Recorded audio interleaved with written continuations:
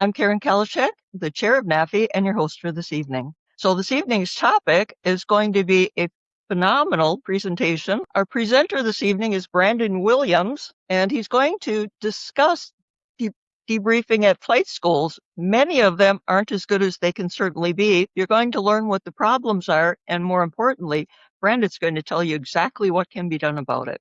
You're going to enjoy Brandon's presentation so much, you're going to wish you could see him in person, and you can. At the upcoming Ascend Flight Training Summit, and NAFI is co-hosting this. It'll be coming up very soon, September 8th to the 10th in Dallas, Texas. Besides wonderful speakers like Brandon, you're going to be able to meet a variety of people in the kind of aviation career paths that you're interested in joining yourself. It's for student pilots, for CFIs, and for flight school owners. So we have educational content, networking, roundtable sessions, and again, one-on-one content. It's certainly a conference you won't want to miss. You can scan the QR code and register today. Now, before we get into Brandon's presentation, a little bit of housekeeping. You will be able to earn wings credit immediately following, if you wish, tonight's presentation. You can help NAFI soar by providing a donation to us. So please consider taking that link because it helps support good programming like this. And we highly encourage all of you to consider joining NAFI. Our organization isn't only for flight instructors, but it's really for anyone who supports aviation safety. And you'll find just phenomenal content. Okay, so again, tonight's topic, the debriefing at most flight schools is broken, is yours. So we'll talk about this. You'll learn what causes this and, importantly, again, what to do about it. Now, our presenter is going to be Brandon Williams, who you're going to be meeting shortly. Brandon has a very storied background. Okay, he is a popular speaker, and you're going to understand why very shortly on both aviation and a variety of safety topics. He's a major airline captain and a line check pilot. He's a former Air Force F-15E pilot and instructor pilot also for the Air Force.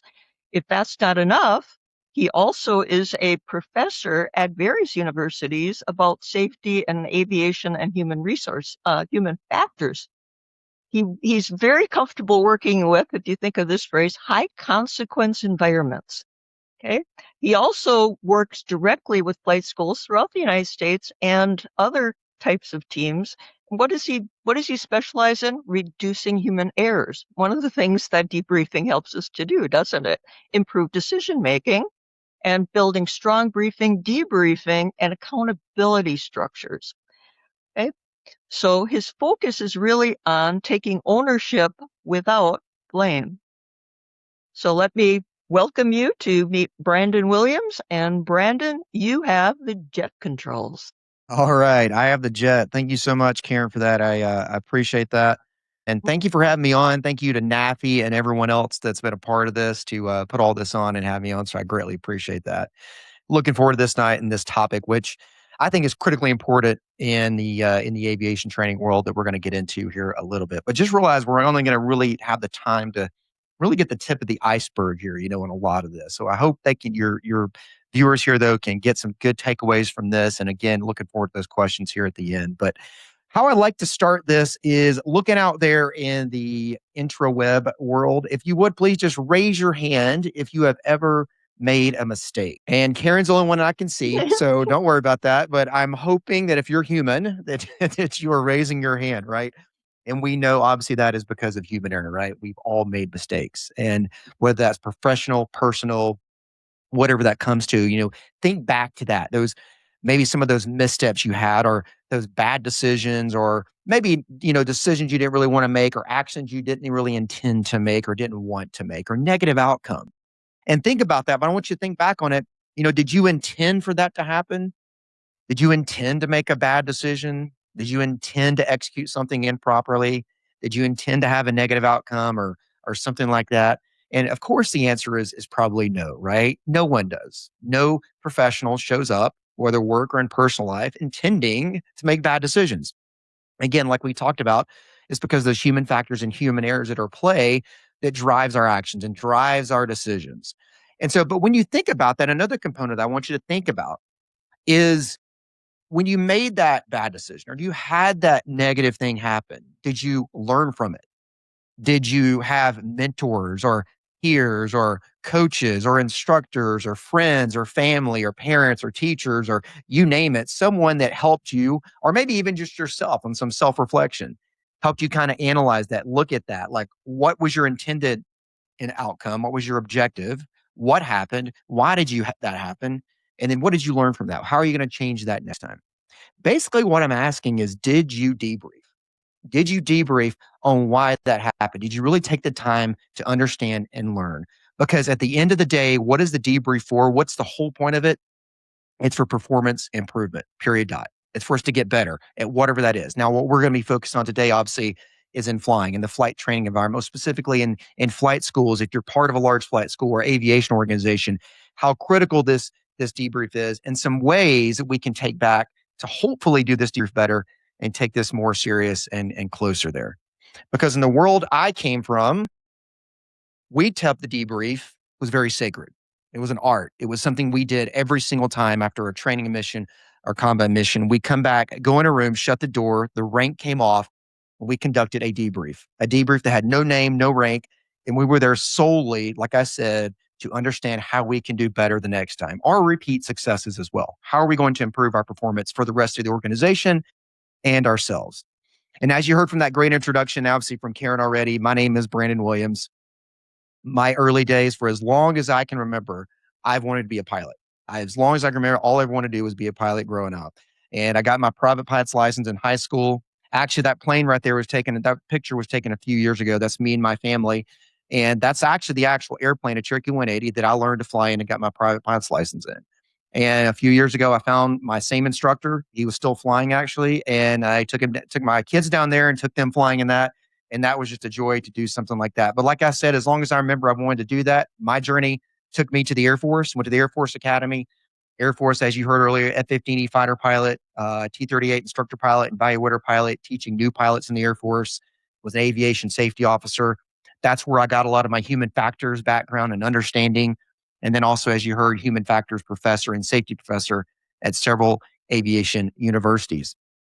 And with that, when you think about that, with the debrief, I work with outside of aviation, I work with a lot of other, as Karen said, high consequence teams or high reliability teams. So think, healthcare, manufacturing, construction, any of those oil and gas, any of those organizations or industries that actually look to aviation for how we do things, how we work in an environment where human error, like I said, can literally cause, bend metal or hurt people. And they look at that to say, what are you doing so we can replicate that? We want to take those same ideas of checklists, of CRM, of this idea that anyone can speak up, or how you plan and brief. I mean, specifically, how do you debrief?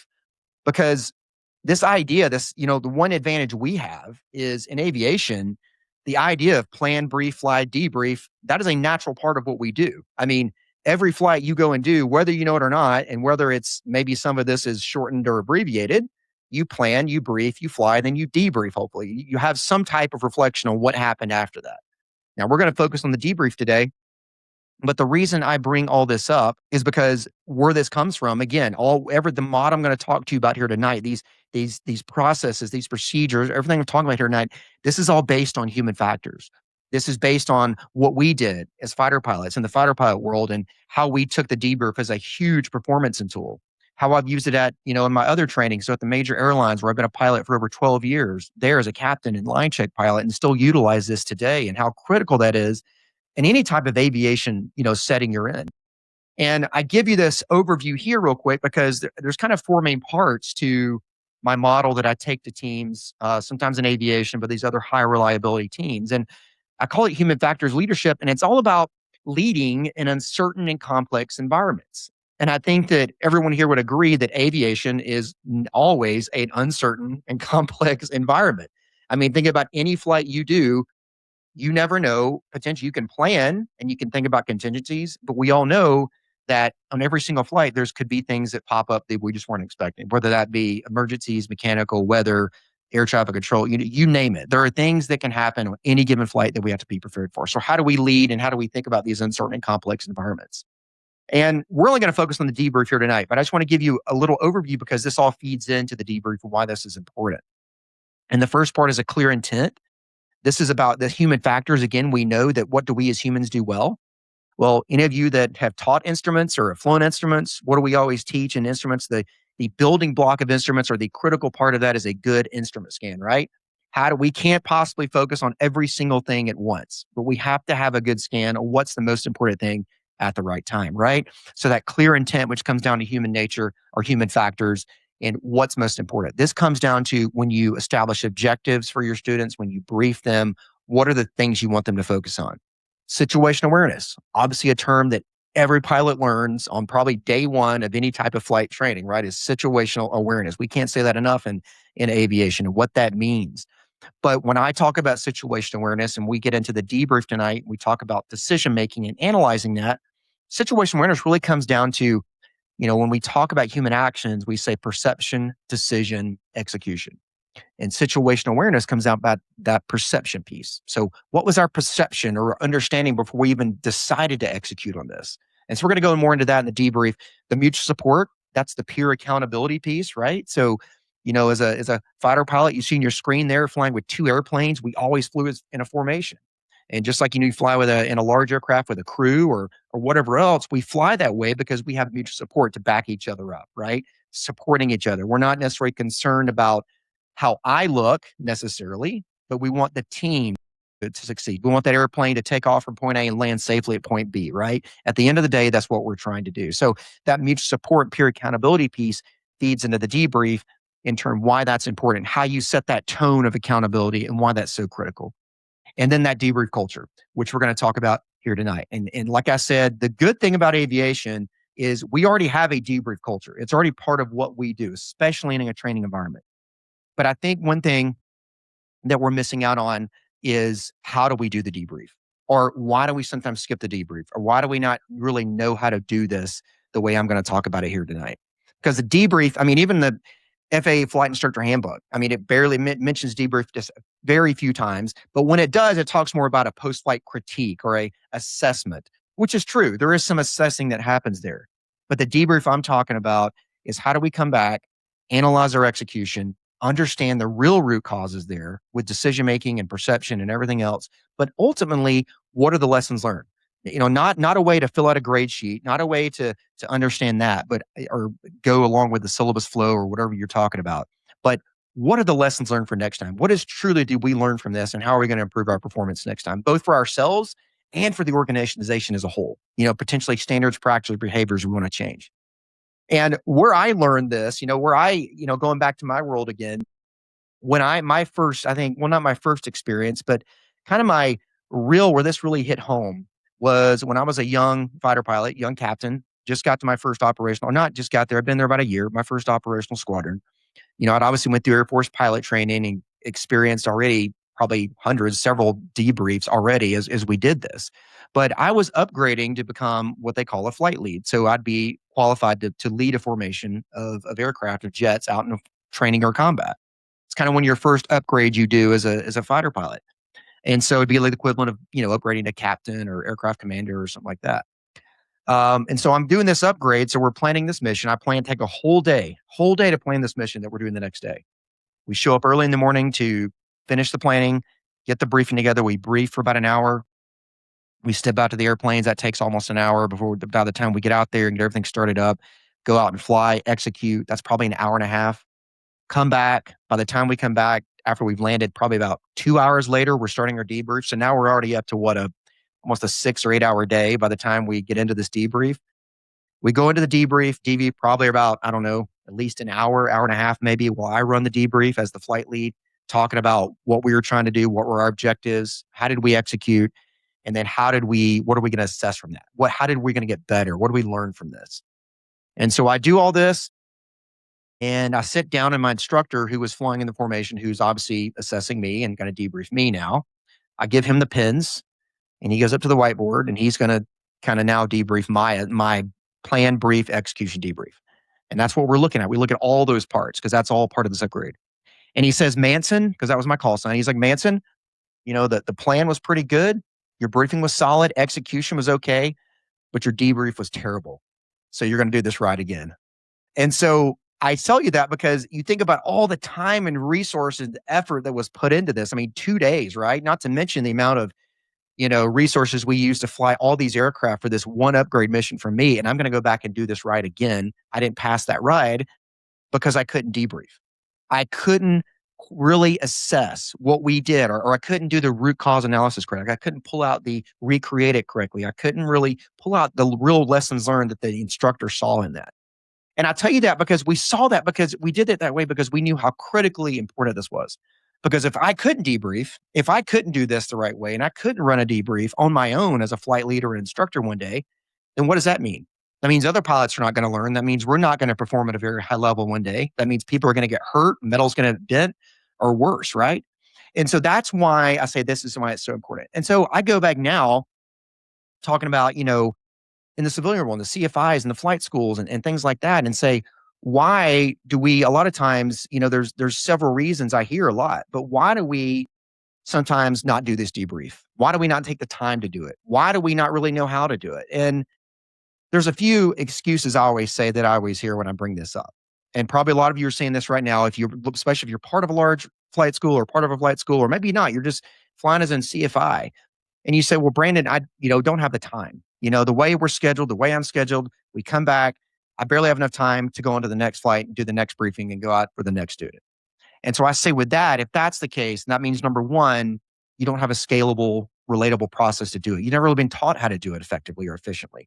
Not to mention, flight schools, maybe we're not putting the time and effort or focus that the debrief needs and planning those standard lessons out to include that time for the debrief, which is such a critical component of flight training that if we don't do that, then we're missing a huge part of our learning and how we're going to get better and how these pilots are going to get better. So time's the first excuse I always say.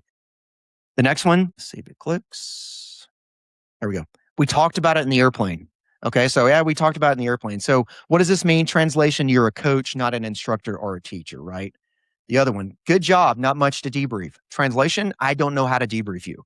Okay, we always can debrief every single sortie we show. We can always find things better. We could do better every single time we go and fly. They already know what they did wrong. So don't confuse don't confuse awareness with understanding and ultimately learning, right? Yes, they may know what they did wrong. Yes, you may have given them some pointers in the airplane, on the taxi in, as I was flying, and kind of corrected them 100%. And nothing replaces flying. Absolutely not when you learn. However, where we seal that learning, where the learning is really accelerated and understood, is in the debrief when we're at 0 feet, 0 knots, and 1G sitting down. Ownership and accountability. So this, just building time. This is one of the things that I get from flight school owners a lot, and chief pilots of, look, I have no problem with my CFIs using this as a way to build time. 100% don't have a problem with it. However, while they're here, what is your job? Your job is to be the best instructor you can be. Your job is to produce the best pilot you can. And so when we look at this, just building time and doing that, we got to talk about why that's important. And I'm going to talk later of why whether you're a CFI, you're a flight school owner, or you work in a flight school or some other form of instructor or flying, and you maybe want to go into other things and you want to go to the airlines or the corporate world or something else, or maybe you do want to be a long-term CFI or make that a profession. That's great. But either way, I'm going to talk to you why this debrief is so important, even if that's just your goal there, just building time or just using this, and why this is critical. And so as we go through this, and by the way, at the end here, at the end of this presentation, we're going to have a way you can actually get a copy of my digital debrief guide, which really covers kind of these 4 main steps and summarizes these. So you can kind of take that back with you and use that later on after we talk about this, and hopefully get something from that. And you can reach out to me with questions and things like that as well. But kind of these four main steps here is what I've really put this together. Again, this debrief based on how I learned as the fighter pilot debrief, how I've seen it, in other operations such as in the airlines, what I know about human factors, putting that together, kind of the why behind it. And I've come up with this very scalable process. So whether you have an hour to debrief, whether you only have 10 minutes to debrief, it's very scalable, very flexible, but it's a good guide for you to follow to make sure, we're really uncovering those root causes. And at the end of the day, that we're doing what? That we're driving learning, performance improvement. Because at the end of the day, that's the whole purpose of debrief, is just to improve performance, period, dot. And that first step is to set the tone. And when I say set the tone, what I mean here is I call it a tone of accountability. So, a lot of times I hear from instructors, especially young CFIs, is one of the biggest challenges is when I'm debriefing, it's hard for me sometimes to critique someone. It's hard for me to tell them that they didn't do this well, or I'm critiquing their performance. And I understand that, and that's part of it. Likewise, it's hard for us as the student sometimes to obviously, or anyone really, to sit in a room of peers or even, a mentor instructor and admit where we've done something wrong or admit our missteps or do that. It's just not natural human nature. That reptilian part of our brain, again, human factors, starts flaring up and says, I perceive this as a threat. I don't want to tell you what I did wrong. I don't want to fess up. It's not something we want to do, show where we could have done better, right? So setting that tone of accountability is critical, because if you don't set that psychologically safe environment, if you don't set that environment where you feel like everyone in that room can speak up, or you and the student can speak up, or whoever was in that, execution can speak up, then you might as well forget about even debriefing, because you're really not going to get what I call the truth data. You're really not going to get that respectful truth. You're just going to get what I call the artificial harmony. We just want to get along and just kind of get through this and maybe talk about it a little bit. That's not a debrief. A debrief has to be something, like I said, as a fighter pilot, the rank came off, the names came off, that door is shut, and what happened in that debrief stayed in that debrief, except for the lessons learned, for the rest of the organization. Okay. And so that's the kind of thing you're looking for. And so I think really a way to illustrate this and drive this home is I have a video here. And actually, a video here. And what it's going to talk about is going to show you something. It's going to show you the Blue Angels. And this is from one of the older documentaries, not the most recent one. But I like it because it really shows you how they start their debrief, when they debrief, how they set that tone of accountability.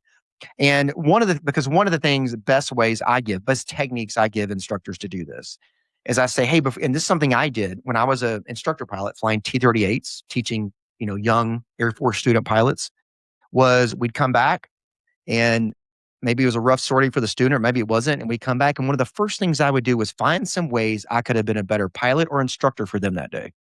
So maybe I was flying with Karen today, and Karen's landings, they were long because her power pull was late. And I noticed this as we were flying.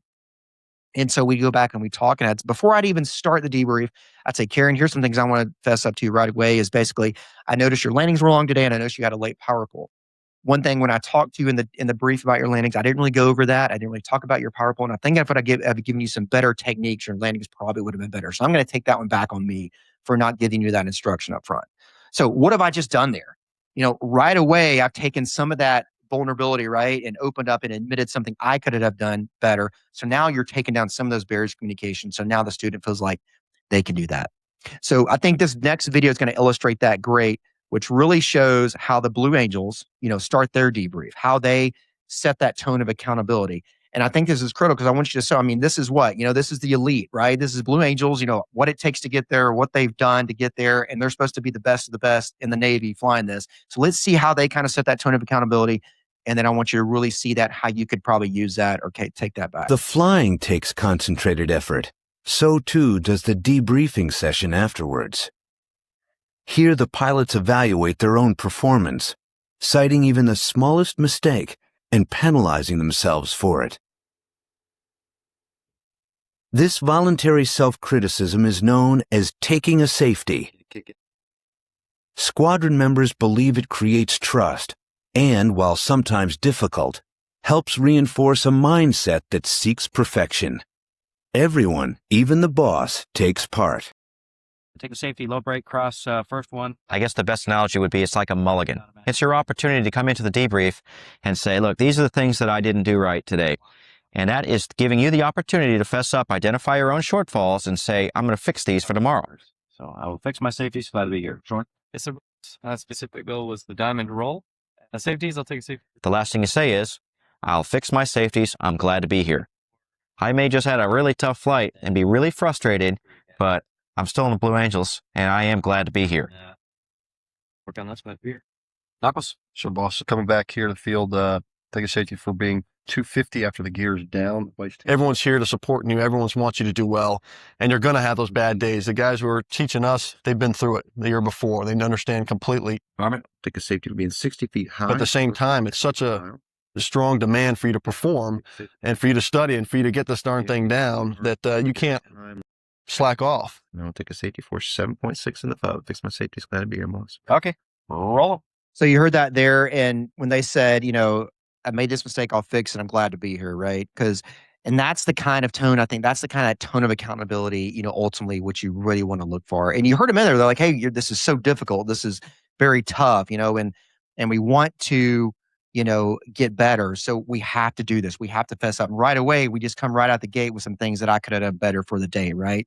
And not only is that good for their debrief to know what they need to work on, but they're taking down that tone of account. They're taking down those barriers to communication. So we can ultimately go into our debrief really now and really look at this and see how we're going to get better. And so looking on this is just a screenshot from my debrief guide here. And this is what you'll get, at the end here. If you want, you can download this. This is kind of a summary of some of the things I talk about with this. But again, that second to last bullet there reinforce that the goal is performance improvement, not individual blame. Okay. It's not blame. It's learning and growing. I'm not blaming you, Manson, because your debrief was bad. I'm not blaming you, trying to assign blame to this. Yes, you need to take ownership of it. But this whole idea is so you can get better at this. Because if I just let you go on, you're not getting better. And the organization's not getting better ultimately. And so reinstilling that and understanding why this is so important. And again, if you don't do this stuff, you don't create this environment, this psychologically safe environment, again, your debrief is not going to be that truth data that you're really looking for and the goals you want out of that. And so next we have the second step is the execution, where we analyze execution, I should say. And what we're really looking at is the truth data. And what do I mean by that? So think back to when, you were a student maybe, and you had a flight and your CFI, you come back and your CFI is recreating everything, whether they, took a few minutes to do it or just telling you on the way back to the airplane or laying back in the building from the airplane or something like that. And they're saying, hey, you did this, here's how you do this. And you're thinking, that's not really what I perceive, but okay, I'll still take the instruction, but that's not really, I don't think that's really how that happened, but okay. And what they're doing, they're filling in assumptions, right? They're filling in assumptions with what you were thinking. They're filling in assumptions with what they thought happened. They're filling in, things what they remembered or from their notes or how that happened. And so I say that before we even go into analyzing, we have to make sure we're on the same page. We have to make sure we have that truth data. And in today's environment, with the amount of tools we have today with, ForeFlight and Cloud Ahoy and so many other apps and just stuff we have that can give us that truth data when it comes down to actual air speeds and altitudes and headings. And I mean, there's just zero excuse that we can't pull this truth data now. We can't take the time to do that before we look at it. And that's critical because when we look at that truth data, we want to look at, clearly defined objectives. And what do I mean by that? Well, this goes back to briefing a little bit, but when we look at our execution, we want to look at what our objectives were for that day. Yes, and I'm not necessarily talking about the syllabus objectives or the ACS standards and stuff like that. Those things are important. But what I'm talking about as an instructor, your job is to establish, I say ideally about 3, no more than 3 clearly defined objectives that you want that student to focus on that day. Again, going back to human factors, we can't focus on more than about 3 things or task switch, if you will, more than about 3 things effectively. Science has proven. And so what were our objectives for that day? Because if we don't have objectives, we can't really debrief that good because we got to debrief if we hit these objectives and why or why not. And then before we go and analyze, one of the things I hear, again, complaints I hear is, I don't have enough time for these debriefs. Well, here's where you make the time. Here's where you as an instructor have to make your money. The debrief focus points. What are you going to focus on in this debrief? Okay. You're right. You can't deep dive every single thing on this sortie day because you'd only have a limited amount of time. And we couldn't either as fighter pilots. And so we had to figure out, hey, after we looked at this true data, after we knew what stage of training you're in, based on what we want to focus on, based on where the student is, are they a young private pilot or young in the private pilot program? Are they late in the commercial stage? And whatever they're in, they're coming up on a phase check or a check ride or something like that. What do I want to focus on today in deep dive? And so that's critical for you as an instructor to do that and find out what that debrief focus point is and how we do that. And again, here's that kind of summary. This is, again, a screenshot from my guide you'll get here later. But, another example I use this in this currently now in my job. So it's my job as a line check pilot at a major airline. I do a line check. I'm sitting in the jump seat, evaluating a crew, observing a crew. We get to the gate. They do this shutdown checklist. And before we open the door, we do a debrief there in the cockpit. We just talk about it on the flight deck. Hey, what happened? Let's talk about this. And setting the tone. One of the things I do, if I had anything, I'll say anything, but I ask them, what do they have anything for the flight? Captain, anything you saw you want to talk about right now? Anything like that. And most of the stuff, the flights go very well. Obviously, he's a well-trained highly experienced crews for the most part that are there at the airlines now. And we may have a few small things we'll discuss. Well, I saw this, we could have done this better. But then if there's a major thing we want to talk about, particularly like maybe we, almost missed an altitude, or maybe we didn't do this, or we didn't do a procedure correctly because we don't do it much or something like that. That's something we might want to do a deep dive on. And we might want to understand, well, why did we not do this? Or why did, and that will go back into our next step here of how we do that. Because I don't have time to go into every single thing and analyze and root cause every single little thing. But if there's a major thing we want to talk about, that's my debrief focus point, and that's how you do that. And that's what you have to do as an instructor, and that's your job essentially, right? And the next phase is the root cause, and this is kind of the analysis piece, right? This is where the meat of the debrief really happens. This is really what makes a debrief, I think. The debrief I'm talking about, at least.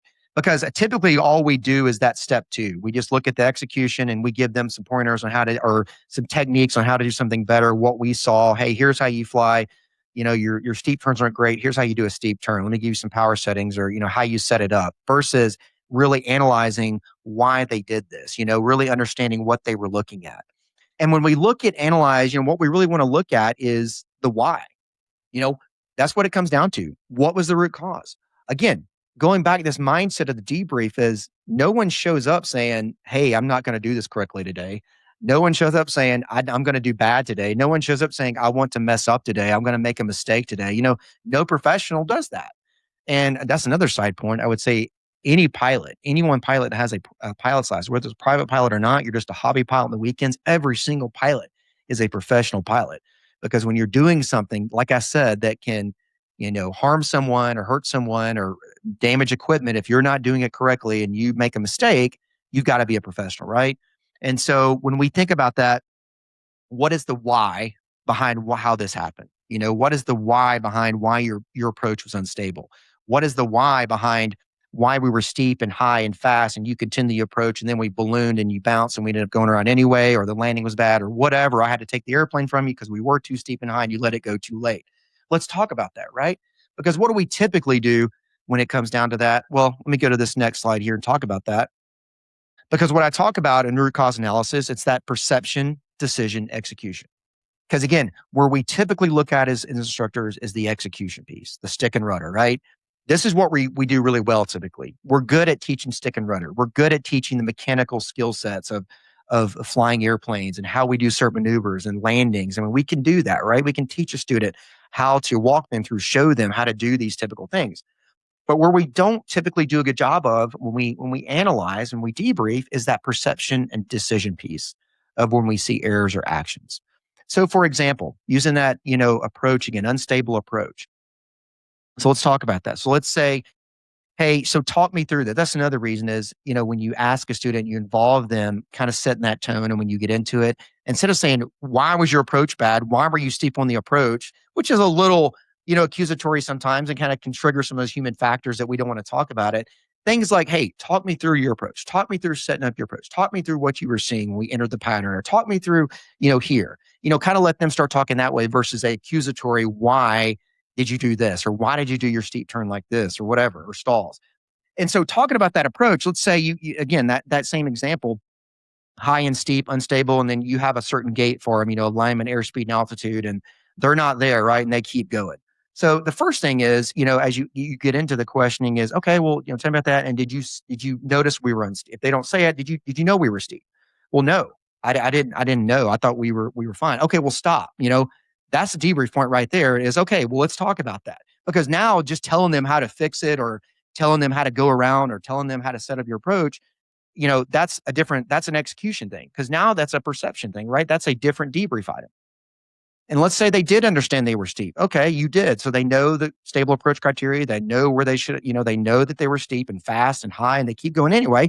Now let's talk about the decision process. Why did you continue to execute that approach? And then that's a decision debrief, right? Because they may know how to fly approach. They may know how to do a go around, but they just elected to continue, an airmanship decision. Now that goes into a whole nother discussion, right? Of, well, why? Well, maybe you pull out of this debrief that they felt pressure because their checkride's coming up. If they don't make this land and they have to go around, then maybe you're not going to send them on. Or, maybe they felt that they needed to show you they could work this. Or maybe they felt, even though they did feel steep and high, they felt that it was safe to continue, despite that you gave them, stable criteria, stable approach criteria, right? So That's a decision thing that you want to debrief. And then finally, so they did know that, or they did know they were high and they just botched the go around or whatever. Well, that's a execution piece. Again, that's the how I can teach that, right? I can teach you how to do a go around. I can teach you how to apply your power and how you're going to do the pitch and everything else. And when we do that. And then the other thing I always say is what conditions set them up. And this is the human factors piece. Okay. So everything we do, again, besides just what actually happened, try to identify to them, the human factors that were there. Try to identify them. Hey, look, I know that it's been a long day. You flew twice today. It was hot out there. This is towards the end of the second one. So there's probably some fatigue setting in, right? So I understand that. So that's a contributing factor. Again, I don't think you can call that the root cause, but it's definitely a contributing factor. Bring that kind of stuff up. The stress you have, confirmation bias, like you thought you could, we were steep, and in your mind, you're like, I can make this happen. But really, here's why this is not a good idea, right? And that's human factors telling you as a human, I've got to make this happen. When in actuality, what we should have done is went around because we had these criteria. And so this is why this is important, right? And hey, all pilots, airline pilots, even a highly experienced pilot, highly experienced instructors, fighter pilots, everybody goes around if something doesn't look right. We all have to be able to do that. And so understanding those human factors and giving them that, I think, is part of this as well, because again, that reinforces that, look, you didn't show up today intending to do this or intending to do this bad, right? There's a lot of factors at play there. And again, this is the screenshot you'll get, which kind of covers a lot of that stuff. And I like putting those, and I realize this list is not all encompassing, these contributing human factors. Okay. There's probably others you're thinking about out there, that you could think of. But a lot of this goes back to planning. A lot of it goes back to maybe we didn't brief very well. Maybe I didn't plan this very well. Cross country, think about debriefing that, right? Maybe we didn't think about what we needed to do before we got to our descent point, or maybe we didn't look at the NOTAMs for this airfield and this affected us. So let's go back to that and talk about that, right? These root causes. And again, they did not check the NOTAMs just because they didn't want to. Maybe it was an oversight. Maybe they were distracted. They intended to, and they got behind or whatever, so talk about that stuff and bring that up because that's critical for them to understand that. And it's critical for us as pilots to understand that. And then finally, the last step obviously is the learning and the action. And I say learning and action because, again, what did I say the whole point of this debrief was? Why are we doing all this? Why are we even digging into the root cause? Why are we even getting into this? That's so we can produce those lessons learned, so we can drive that learning, so we can pass that on. And how do we do that? What's a way to do that? Well, what I always say is you got to package it up for the student, right? You got to send them off after you talked about lessons learned overall. Give them 2 or 3 things that they're going to work on for the next flight. Give them 2 or 3, maybe even help them with 2 or 3 objectives. Again, going back to that objectives idea that we have to have that they want to think about or focus on for the next flight. What's some things they want to do or think about? Because that's what really the debrief is. It sets us up to improve the next time we go out and execute. Again, this is just a screenshot from my guide here, but looking at that, what were the specific lessons, talked about that. Oh, recap what the student did well. So again, why do I put a whole point here for this, right? Because, it's like they say, you tear them down a little bit, then you got to build them up type idea, right? So you go through this debrief, you've just, potentially, whether it was a really bad flight or not so bad or whatever, either way, you've critiqued them and you go through that and they've just heard all this. And so what do we need to do? We got to find some things they did well, right? We've got to find some things that we did do good today, because that's what you got to leave them with. And why? Because that leaves them on that positive note. And then finally, finish off always one commitment action item from the student, which is really what they're going to work on next time. But also you as the instructor, you finish on something you're going to do better next time, maybe something you saw. Maybe you did a demonstration of something and it didn't go that well or didn't go as good as you want to, and say, I'm going to work on this next time. Or maybe there was some instruction you could have given them. Hey, next time I'm going to make sure I talk to you about this next time. Or I always say, try to find something you can do. Just like you start off with something you've done better, find something you're commit to next time you go fly, whether just as a pilot or as an instructor or both. And again, that just reinforces that professional pilot, that professional mindset that as professional pilots, we all debrief. Okay. And so that's how you do these lessons learned and how you pass that on. Oh, by the way, for flight schools and aviation organizations, there may be lessons learned that don't just apply to this flight or this student or this instructor. There may be trends we're identifying for the rest of the organization, or standard operating procedures that we identify and things that need to get elevated above. And that's, again, I'm going to get into this a little bit later, but that's another huge value of the debrief for your flight school, because it's one of your best safety buffers. It's one of your best trend identifying tools. You know, if you use a certain airport for pattern work and you always see a certain thing happening there with air traffic control or something that consistently happens, that might be something you want to look at and maybe modify or think about how you do procedures or standards. And so next, what we're going to look at, just kind of finish that. This video coming up next is a very quick video just showing you at the end. This is going to be T6, so initial pilot training in the Air Force. Everyone flies the T6, and you're going to see a crew that just gives a brief glimpse. And then when they come back, how they kind of start their debrief. And you're going to see some of the things I talked about. I just wanted you to see how they kind of talk about it, though, and what they say their focus is as they jump into this debrief and kind of the overview here. And then I'm going to finish on here why this is important to you, whether you're a flight school owner, chief pilot, a CFI, or just, someone in aviation or aviation organization, why this debrief is important to you. Once you come back and start debriefing is when you have the time to kind of understand how I could do this better. The debrief is the most critical part to learning. We'll discuss, do we have any safety of flights, right? So anything where that could have been dangerous, we could have gotten in an unsafe situation, or maybe something not totally legal in the air, right? So we'll talk about that, and then we'll go through like, hey, do we actually meet the objectives that we set today? When you're on the ground talking with your IP, going over what you did and how you can make things better is when you really learn how to become a great pilot. And so, I think what you saw from that, two things I like to pull out of that, you heard him talk about, these are the objectives we had. And so we're going to see if we met those objectives. Again, going back to, if you don't have good objectives, you don't have objectives, you have to have that to debrief. You got to see, were we successful or not? And did we meet these objectives, right? Now, that may not be all you revolve around the debrief, but you want to know, did we meet objectives? Did we meet these? And did we meet the intent of what we wanted to go out and do today? And then you also saw they talked about, did we have any safety violations we need to talk about? Training rules, we would call it, right? Because that's stuff we need to bring up right away. And again, I'm going to get in, as I get into the why here, that brings up why the debrief, I say, is one of your biggest safety buffers. And so let's go into this here real quick. So the why. Why is this important to you? So again, what are those roles you are? Maybe you're just a pilot or it doesn't matter. Why is this important? Same airplane, same hour, more learning. Debriefing, in terms of financial costs, debriefing is always cheaper than flying the airplane. Debriefing is always cheaper than another sortie that could prevent, okay? Debriefing is always cheaper than having that student repeat or get supplemental rides down the road, right? So it makes your school more efficient, more learning, or your organization more efficient and more learning. Professional pilot. So for the CFIs out there, it's saying, hey, look, I just want to get through. I just want to get my hours and move on and go and do something else. Okay. Let me tell you this. So the debriefing, we all know this. If we all know that when we have to teach something, right? When we have to really learn it and teach it, that's when we really learn something. We all know that as instructors. You experience that. When you have to teach how to do a certain type, an engine out or something like that's when you really get good at it, because you got to be able to know how to talk about it, right? You got to be able to demonstrate that. So you want to be the expert demonstrator. So you want to be the expert. And so it causes you to learn it. Well, the debrief's the same way. When you learn how to debrief and really do it well, you learn how to debrief yourself even better. You learn how to get better when you do certain things and when you go out and fly. And guess what? If you want to go and do other things, whether it be, again, airlines or corporate or military or whatever, guess what? The debrief is going to be even a bigger deal in those formal training environments, right?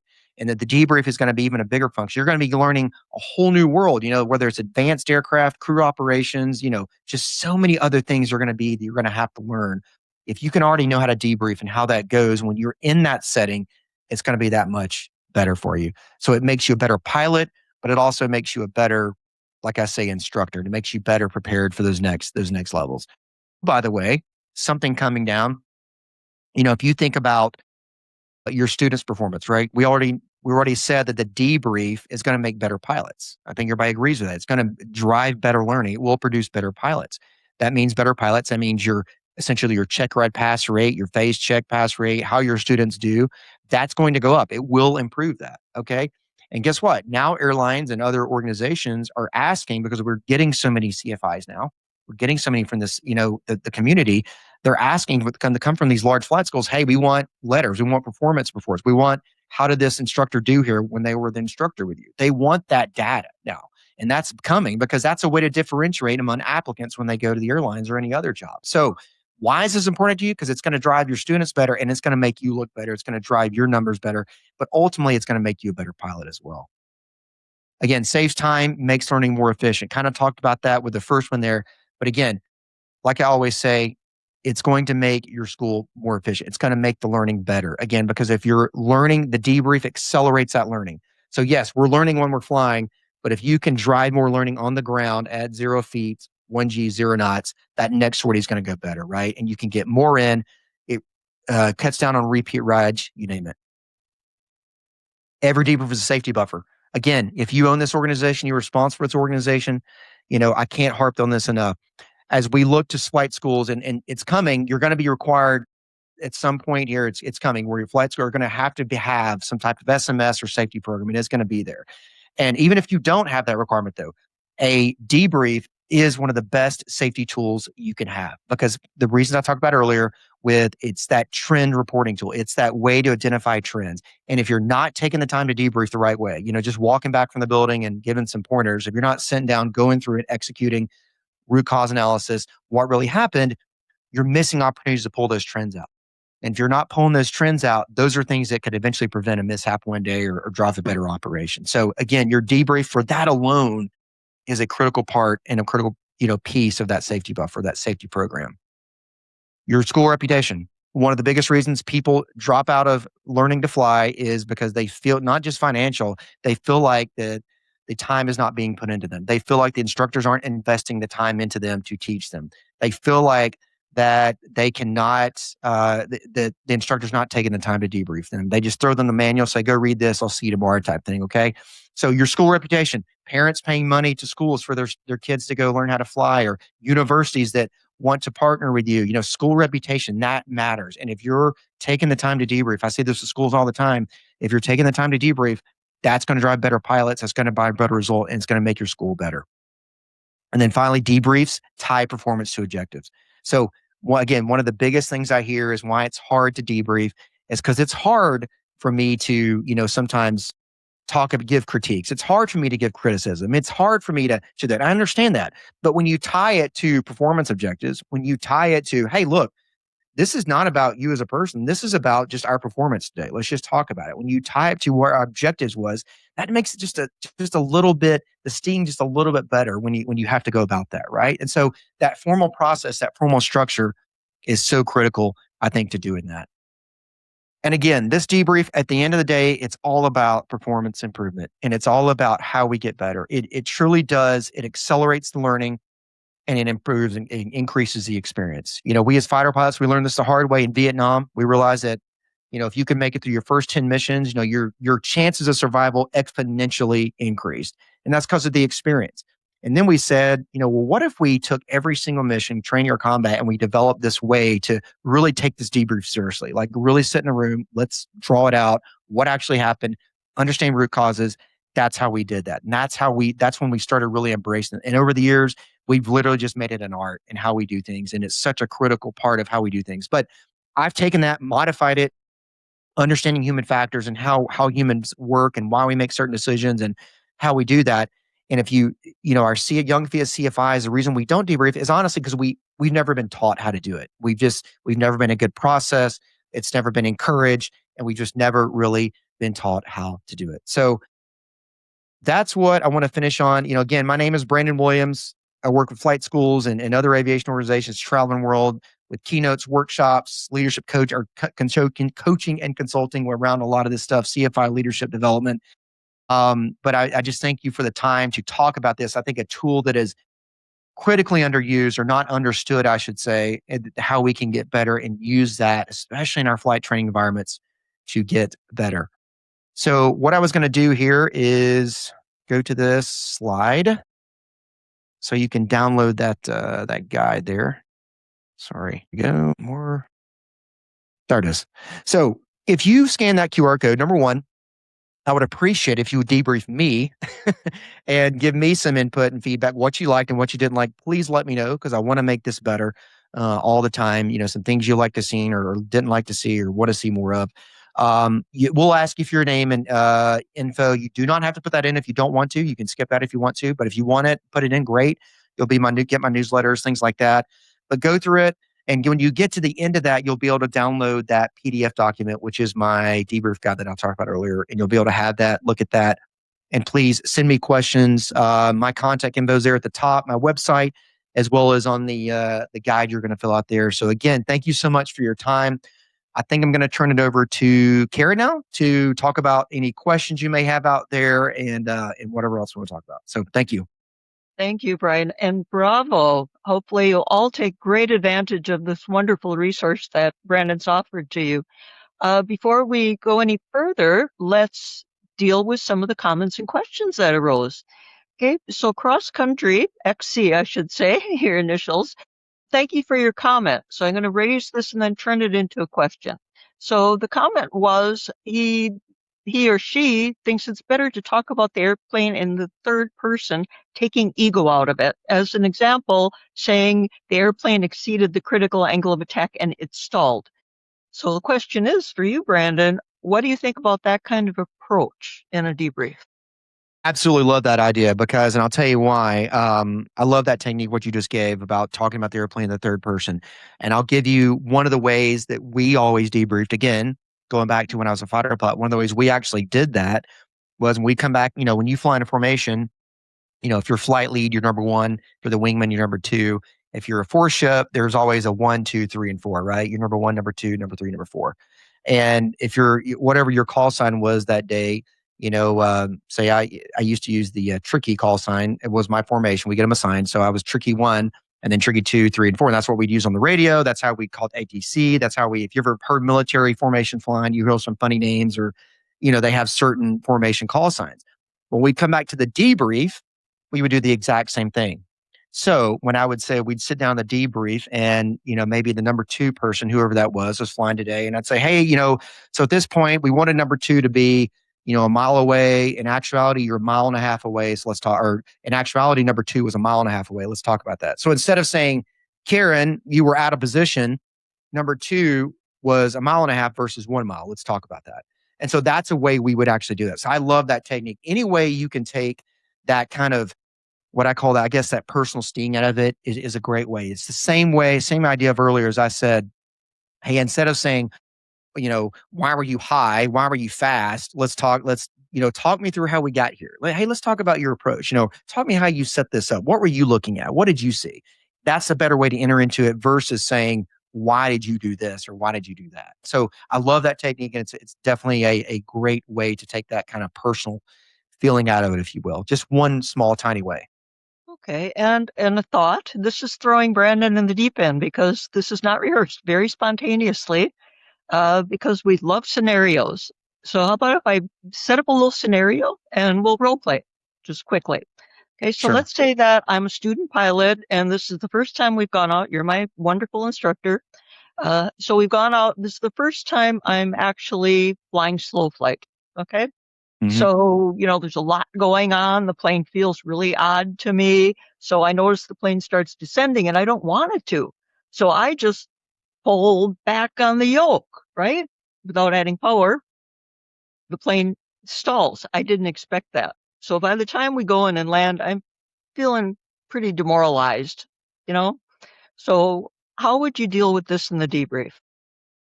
Well, the first thing is assuming we went through kind of set the tone and we talked about the execution. We've already established, here's what we were doing in the SOFLIGHT. We're talking about this. We're going in the analyst piece. I think one of the first things, Karen, you would go into and ask is, Karen, let's talk about slow flight. Tell me how do you think that went? What did you see? And see how you respond to that. See how did you set that up? That's the very first thing.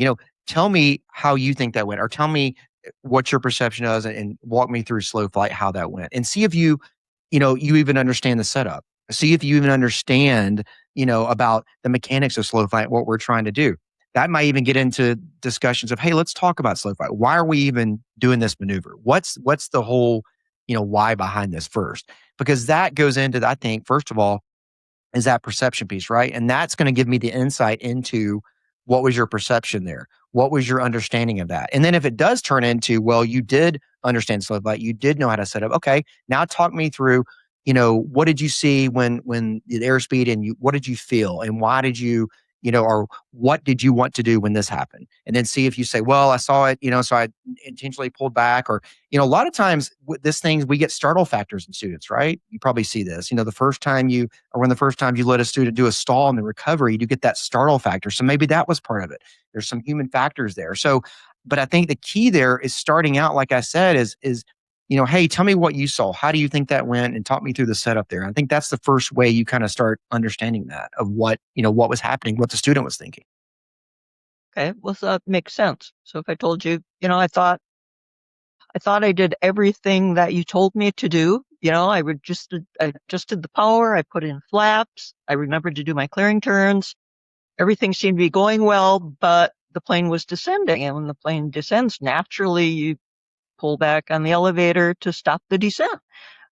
Well, then you talk about, you go in the mechanics of it, right? You go into the mechanic of that. So let's recreate that, right? So let's say, okay, let's go back now. Is there anything you would have done differently, right? Is there anything you would have differently now, knowing what you know now? Do you think you have any ideas of why that happened, or why you intentionally pulled back on that versus correcting how we talked about it in the brief? Or then go back to the brief. You said, I did everything you told me to. So let's go through that. Okay. Let's go that step by step and see if you did this step. We talked about in the brief, here's how you, set a clearing turn. Here's how you set it up. Here's how you do, pitch and power. Here's how you do this. And then if we get to a step when you're like, oh yeah, or maybe I'm like, we didn't really observe this. Well, that's kind of where it probably started to go off the tracks, right? So then we can either take it back to, maybe I didn't brief it well, maybe I didn't instruct it well, or maybe you just didn't understand it, right? You didn't understand that. So we just need to teach that. Okay, so I can see that. So you'd lead me into realizing that I exceeded the critical angle of attack and the factors that led to that. And instead of going back to, instead of just telling you how to do it and what happened, what went wrong, first of all, see if you assess it, because that's a critical part as well, right? That's part of that perception piece. Did the student assess, what they were doing, or is it a complete misunderstanding, complete misperception of what you're supposed to be doing there for that? And then also, again, going back to taking it back, maybe I didn't instruct you well, and maybe I wasn't clear when we were talking about this, and I very well could have done that. So I'll take that back as well when we talk about this. So that's just a lot of things you can put in there that, and there's a lot of contributing factors as you talk about this stuff. And then maybe there's human factors there. Maybe you said you're an early student. Maybe there's a startle factor there, right? And you just intuitively want to pull back for whatever reason. We can talk about that as well, and then you talk about the capabilities of the airplane and all kind of other stuff. So. Okay, excellent. Thank you.